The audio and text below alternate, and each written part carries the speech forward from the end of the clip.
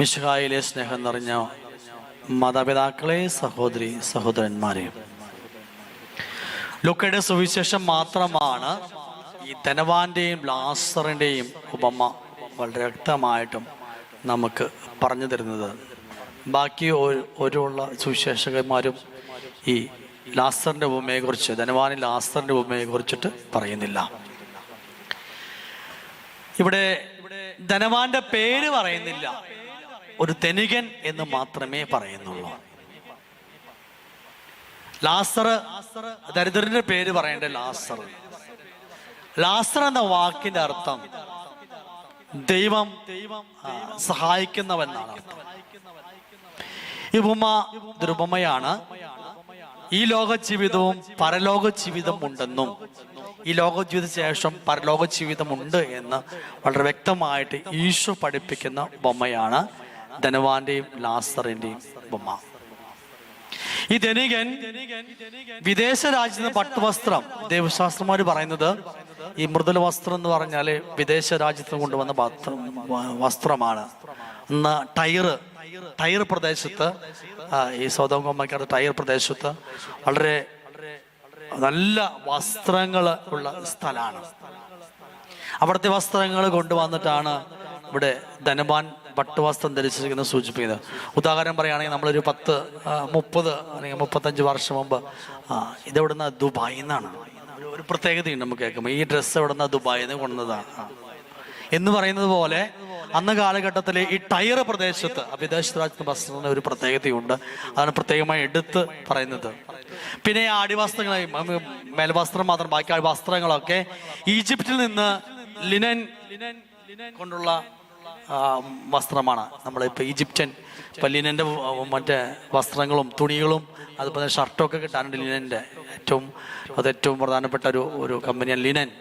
അത് ഈജിപ്തിൽ അന്നത്തെ കാലത്ത് ഉണ്ടായിരുന്ന ഒരു ഈജിപ്തുകാരുടെ പ്രത്യേകതയുള്ള ഒരു വസ്ത്രമാണ് ലിനൻ. ആ പട്ടുവസ്ത്രങ്ങളൊക്കെ അതൊക്കെയാണ് ഈ ധനികൻ ഉപയോഗിച്ചിരുന്നത് എന്ന് ദൈവശാസ്ത്രം വളരെ വ്യക്തമായിട്ട് നമ്മളെ പഠിപ്പിക്കുകയാണ്. പിന്നെ രണ്ടാമതായിട്ട് ഈശോ ഈ ഉപമ പറയാൻ കാരണം, ധനം അത് ദൈവത്തിന്റെ അനുഗ്രഹമാണ്. അങ്ങനെ ധരിച്ചിരുന്ന ഒരു കാലഘട്ടമാണ് യഹൂദർ. സമ്പത്തുണ്ടായ അതിന്റെ അർത്ഥം ദൈവം അവനെ അനുഗ്രഹിക്കുന്നു. മാത്രമല്ല അവൻ ദൈവപുത്രന്റെ സ്ഥാനത്തേക്ക് ഉയർത്തപ്പെടും, അല്ലെങ്കിൽ നിത്യസൗഭാഗ്യത്തിന് അർഹനാണെന്ന്, അവകാശിയാണെന്ന് സൂചിപ്പിക്കുന്ന ഒരു പാരമ്പര്യം യഹൂദരുടെ ഇടയിൽ ഉണ്ടായിരുന്നു. ആണ് യേശു പലയിടത്തും ധനവാനോട് പറയുന്നത്, ധനവാൻ സ്വർഗ്ഗത്തിൽ പ്രവേശിക്കുന്നതിനേക്കാളും ഒട്ടകം സൂചിയുടെ കിടക്കുന്നതായിരിക്കുന്ന പല പ്രാവശ്യം കർത്താവ് പലയിടത്തും പറയുന്നുണ്ട്. അപ്പോൾ അവരുടെ ഒരു യഹൂദ പാരമ്പര്യം അനുസരിച്ച് സമ്പത്ത് തരുന്നത് ദൈവമാണ്. ഒപ്പം തന്നെ അവർക്ക് നിത്യസൗഭാഗ്യത്തിന്, സ്വർഗരാജ്യത്തിന് അവകാശമുണ്ടെന്ന ഒരു തെറ്റായ ഒരു പാരമ്പര്യം അവരുടെ ഇടയിൽ ഉണ്ടായിരുന്നു. ഒന്നാമത്തെ കാര്യം. പിന്നെ ദരിദ്രൻ എന്ന് പറയുമ്പോൾ അവൻ ദൈവത്താലെ ശപിക്കപ്പെട്ടവനാ എന്നൊരു പാരമ്പര്യം, വിശ്വാസവും യഹൂദരുടെ ഇടയിൽ ഉണ്ടായിരുന്നു. അത് മാറ്റാനാണ് ഈശോ ഇവിടെ ഉപമ വളരെ വ്യക്തമായിട്ടും പറയുന്നത്. ഇവിടെ ലാസറിന്റെ വേദനയ്ക്ക് ആശ്വാസം നൽകാനായിട്ട് നായ്ക്കള് വന്നിട്ട് ആ ലാസറിന്റെ വ്രണത്തെമേലെ നക്കുന്നുണ്ട്. 2 ധ്വനികൾ അതിനകത്ത് ദൈവശാസ്ത്രന്മാർ കൃത്യമായിട്ട് പറയുന്നുണ്ട്. ഒന്നാമതായിട്ട് നായ്ക്കള് സ്നേഹം കാണിക്കുക എങ്ങനെയാ? നക്കിയിട്ട്. എന്റെ കുഞ്ഞിനെ എന്തെങ്കിലും പറ്റി കഴിഞ്ഞാൽ എന്ത് ചെയ്യാന്നറിയോ? കഴിഞ്ഞ കണ്ടോ, ഒരു വണ്ടി തട്ടിയപ്പോൾ ബാക്കി നായ്ക്കൾ വന്നിട്ട് എങ്ങനെ നക്കിക്കൊണ്ടിരിക്കാനായിട്ട് ഒരു എനർജി കിട്ടാൻ വേണ്ടിയിട്ട്. നമ്മൾ സാരില്ല പോട്ടെ എന്ന് നമ്മളെ മക്കള് വീണ് കഴിഞ്ഞാൽ ഒഴിഞ്ഞു കൊടുക്കില്ലേ, ഒന്നൊരു ഇതാണ്. ഇപ്പൊ നായ്ക്കള് കാണിച്ച, ഒരു മൃഗം കാണിച്ച കരുണ പോലും ആര് കാണിച്ചില്ല? ധനവാനം കാണിച്ചില്ല. ഒന്നാമത്തെ കാര്യം. രണ്ടാമതായിട്ട് നായ്ക്കള് എന്ന് പറയുമ്പോൾ അന്ന് കാലഘട്ടത്തിലെ ധനവാന്മാര്, ധനികര്, അവര് ആഡംബരവും പ്രൗഢിയും ഉള്ളവരാ. ഈ നമ്മുടെ ഇടയിലുണ്ടായിരുന്നു ഈ ജാതി വ്യവസ്ഥകൾ. താഴ്ന്ന ജാതിക്കാര് ഉയർന്ന ജാതിക്കാര് കടന്നു പോകുമ്പോൾ താഴ്ന്ന ജാതിക്കാര് ആ പ്രദേശത്തോടെ കിടക്കാൻ പാടില്ല. ഉയർന്ന ജാതിക്കാര് താഴ്ന്ന ജാതിക്കാരെ പേരെടുത്ത് വിളിക്കില്ല. അങ്ങനെയൊക്കെ ഒരു സിസ്റ്റം ഉണ്ടായിരുന്നു. ഇതും അന്ന് കാലഘട്ടത്തുണ്ടായിരുന്നു. ധനവാന്മാരെ, പ്രത്യേകിച്ച് വിജാതീയരെ അവരെ നായ്ക്കൾ എന്നാണ് വിശേഷിപ്പിച്ചിരുന്നത്. വിജാതിയുടെ പേര് അവർ വിളിക്കില്ല, നായ്ക്കളെ എന്ന അങ്ങനെയാണ് വിളിച്ചിരുന്നത്. അതുകൂടി ഈശോ ഇവിടെ പ്രതിപാദിക്കുന്നുണ്ട്. രണ്ട് ധ്വനിയുണ്ട്. അപ്പോൾ വിജാതിയർ കാണിക്കുന്ന കാരണം പോലും നിങ്ങൾക്ക് ധനം ഉണ്ടായിട്ട്, ദൈവത്തിന് അനുഗ്രഹം ഉണ്ടായിട്ട് നിങ്ങൾ കരുണ കാണിക്കുന്നില്ല എന്നുള്ള ധ്വനിയും കൂടിയും ഇവിടെ ഈ ഭാഗത്ത് കൃത്യമായിട്ട് കാണിക്കുന്നുണ്ട്. ഈ നായ്ക്കള് വന്ന് നക്കുമ്പോൾ ആ തുപ്പലത്തിനെ എന്തുണ്ട്, അതിനൊരു മെഡിസിൻ ഉണ്ട്, സൗഖ്യം കൊടുക്കുന്ന ഒരു ഇതുകൂടിയുണ്ട്. സൗഖ്യപ്പെടുത്തുന്നതായിട്ട് നായ്ക്കൾ നക്കുമ്പോൾ അവിടെ ആ തുപ്പലം കൊണ്ട്, കർത്താവ് തുപ്പലം കൊണ്ട് ചെളി ഉണ്ടാക്കിയിട്ട് അന്ധനായ യാചകന്റെ കണ്ണിൽ പുരട്ടിയിട്ട് ശിലൊക്കെ പോയി കഴുകാൻ പറഞ്ഞത്.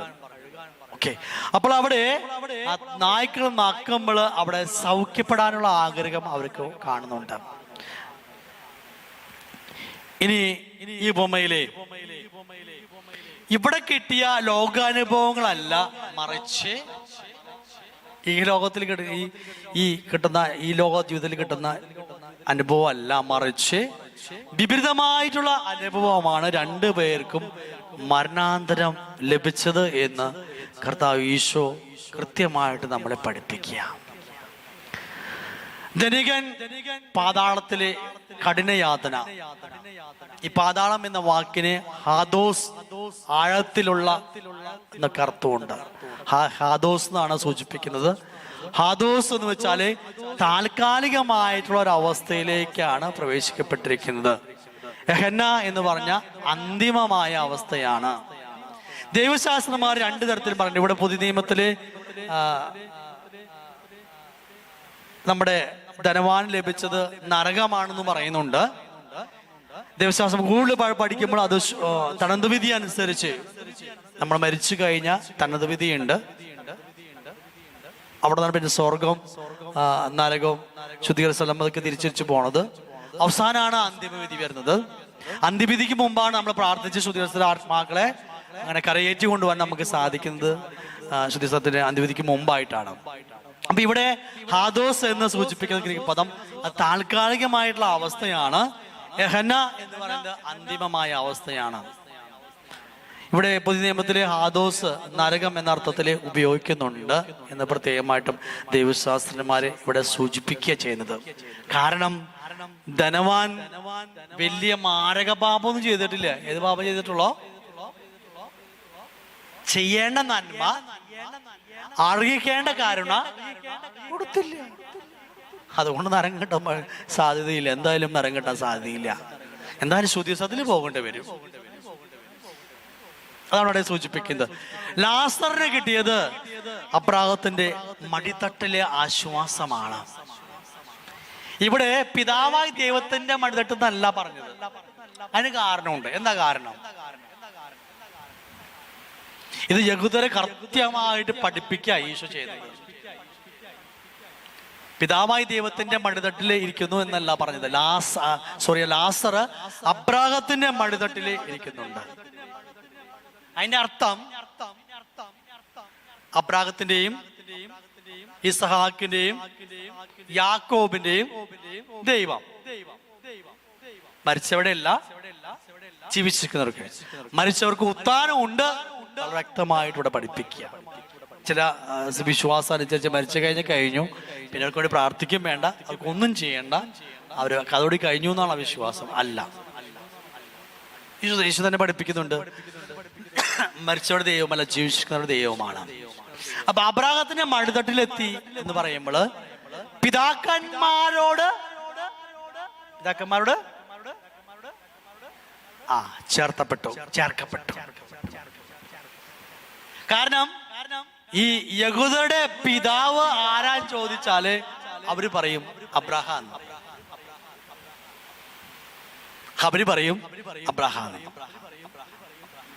അവർക്ക് അബ്രാഹത്തെയാണ് കൂടുതൽ അവർ ഫോക്കസ് ചെയ്യുന്നത്. അതുകൊണ്ടാണ് ഈശോട് ചോദിച്ചത്, അബ്രാഹത്തിന് മുമ്പ് നീ ഉണ്ടായിരുന്നോ? അത് പറഞ്ഞ വഴിക്ക്, അബ്രാഹത്തിന് മുമ്പ് ഞാൻ ഉണ്ടെന്ന് പറഞ്ഞ വഴിക്ക് എന്ത് ചെയ്തു? കല്ലെടുത്ത് എറിയാൻ നോക്കി. മാത്രമല്ല നിന്നിലെ പിശാചുണ്ടെന്ന് വളരെ വ്യക്തമായിട്ടും ഈശോട് പറഞ്ഞു യഹൂദര്. അപ്പൊ അവർ യഹൂദരുടെ മെയിൻ ഫോക്കസിങ് അബ്രാഹത്തിലേക്കാണ്. പിതാവായി ദൈവത്തിലേക്കുള്ള അവർക്ക് ഫോക്കസ് ചെയ്യുന്നത് അബ്രാഹത്തിലേക്കാണ്. അപ്പൊ അവരുടെ വിശ്വാസം മരിച്ചു കഴിഞ്ഞാൽ അബ്രാഹത്തോട് ചേർക്കപ്പെടണം. അബ്രാഹത്തിന്റെ മടിത്തട്ടിലേക്ക് ഒരു വ്യക്തി ചേരണം. അതുകൊണ്ട് ഈശോ പറഞ്ഞത്, ലാസർ അബ്രാഹത്തിന്റെ മടിത്തട്ടിലെത്തി, ധനവാൻ അവിടെ കുഴിയിൽ കിടക്കുന്നുണ്ടെന്ന്. ഇത് യഹൂദരെ കൃത്യമായിട്ട് ഈശോ പഠിപ്പിക്കുന്ന ഒരു ഉപമയാണ്. കാരണം അബ്രഹാമാണ് യഹൂദരുടെ സ്ഥാപക പിതാവ്. ധനികന്റെ ലാസറിന്റെ സ്ഥാപക പിതാവ് അബ്രാഹമാണ്. അബ്രാഹത്തിന്റെ മടിതട്ടി എന്ന് പറഞ്ഞാല് നീതിമാന്മാരുടെ സമൂഹത്തിലുള്ള ഉന്നതമായ സ്ഥാനത്തെ സൂചിപ്പിക്കുന്നു. മരിച്ചു കഴിഞ്ഞ് നീതിമാന്മാരുടെ സമൂഹത്തിലേക്കുള്ള ഉന്നത സ്ഥാനത്തെ സൂചിപ്പിക്കുന്നു. യുഗാന്ത്യത്തില് മിശിഹായുടെ അടുത്തുള്ള വിരുന്നിന്റെ പ്രതീകവുമായിട്ട് ഇവിടെ കാണിക്കുക. യുഗാന്ത്യത്തിൽ അബ്രാഹത്തിന്റെ മടിതട്ടി എന്ന് പറയുമ്പോൾ ഇനിയുള്ള കാലഘട്ടത്തില് യുഗാന്ത്യത്തിൽ മിശിഹായുടെ ഒത്തുള്ള വിരുന്നിന്റെ പ്രതീകമാണ് അബ്രാഹത്തിന്റെ മടിത്തട്ടി എന്ന് ദൈവശാസ്ത്രന്മാര് വളരെ വ്യക്തമായിട്ട് ഇപ്പോൾ സൂചിപ്പിക്കുന്നുണ്ട്. പിന്നെ ലാസറിനെ എന്റെ സഹോദരന്മാരുടെ അടുത്തേക്ക് പറഞ്ഞയക്കുക എന്ന് പറയുന്നുണ്ട്. പറഞ്ഞായിട്ട് വല്ല കാര്യമുണ്ടോ? അബ്രാഹം എന്താ പറയണ? ഈശോ മോശയും പ്രവാചകന്മാരും അവിടെ ഉണ്ടല്ലോ. ഇപ്പൊ ആരാണ് നമുക്കിവിടെ അതിന് പകരമായിട്ടൂടെ? സഭ. മോശയും പ്രവാചകന്മാരും ഉണ്ടെങ്കിൽ സഭ എന്തു പറയുന്നോ അതനുസരിക്കാൻ നമ്മൾക്ക് കടമയുണ്ട്. അത് വിട്ടിട്ട് സഭയുടെ പ്രബോധനം വിട്ടിട്ട് നിങ്ങൾ ഒരു അടയാളം അന്വേഷിച്ച് പോകണ്ട.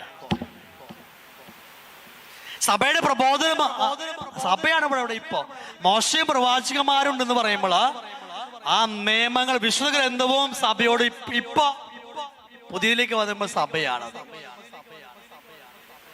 അപ്പൊ സഭയോട് ചേർന്ന് സഭയുടെ പഠനത്തോട് ചേർന്ന് ഇരിക്കുമ്പോഴാണ് അവിടെ നിയമപ്രവാചകന്മാരുണ്ട്. അത് നിങ്ങൾ അനുസരിച്ചാൽ മതി. അതനുസരിക്കാത്തവര് എന്ത് അടയാളം കണ്ടിട്ടും രക്ഷപ്പെടില്ല.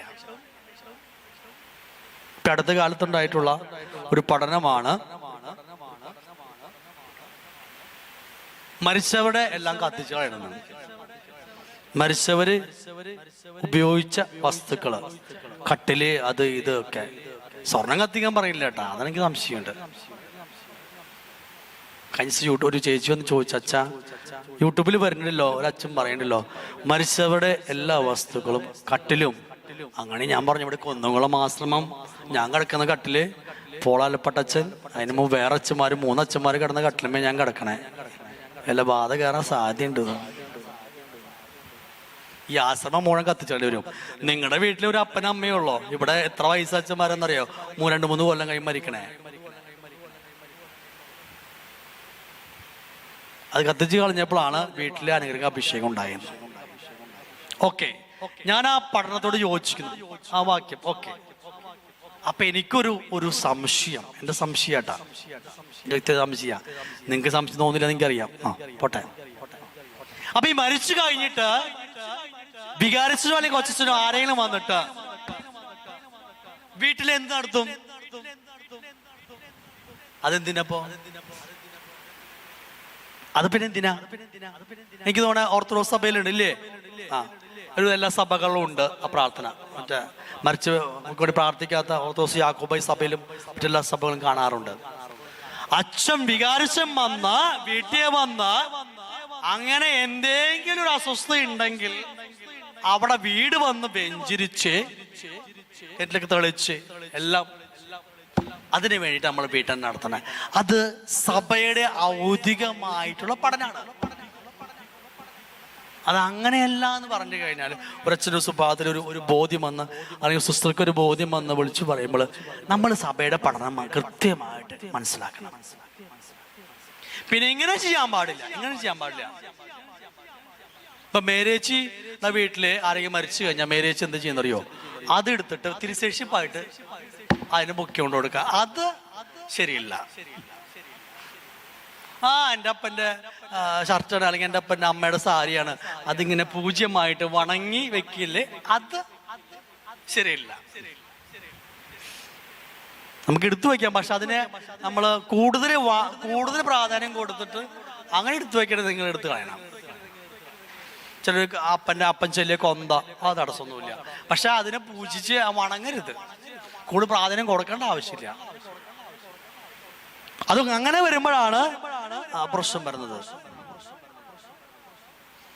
അപ്പൊ ഈ കൃത്യമായിട്ട് സഭയുടെ പഠനങ്ങള് സഭയോട് ചേർന്ന് ഇപ്പൊ വിശുദ്ധം മാത്രമല്ല, അതിനപ്പുറത്ത് കത്തോലിക്ക സഭയുടെ മതബോധ എന്തുണ്ട്, രണ്ടാം വർത്തിക കൗൺസിലുണ്ട്. അപ്പൊ അതൊക്കെ കൃത്യമായിട്ട് നമ്മൾ പാലിച്ചു പോകുമ്പോഴാണ് നമുക്ക് കൃത്യമായിട്ട്, അതാണ് ഇവിടെ പറഞ്ഞത്, മോശയും പ്രവാചകന്മാർ അവിടെയുണ്ട്, ഇപ്പോൾ സഭയുണ്ട്, സഭയുടെ പഠനം എന്താണ് അത് മനസ്സിലാക്കിയിരിക്കുക.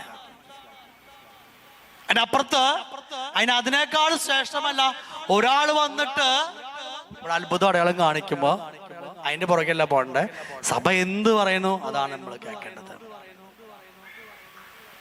ഇവിടെ ധനവാനെ അതൊന്നും വേണ്ട, അവിടെ ചെന്നാ മതി.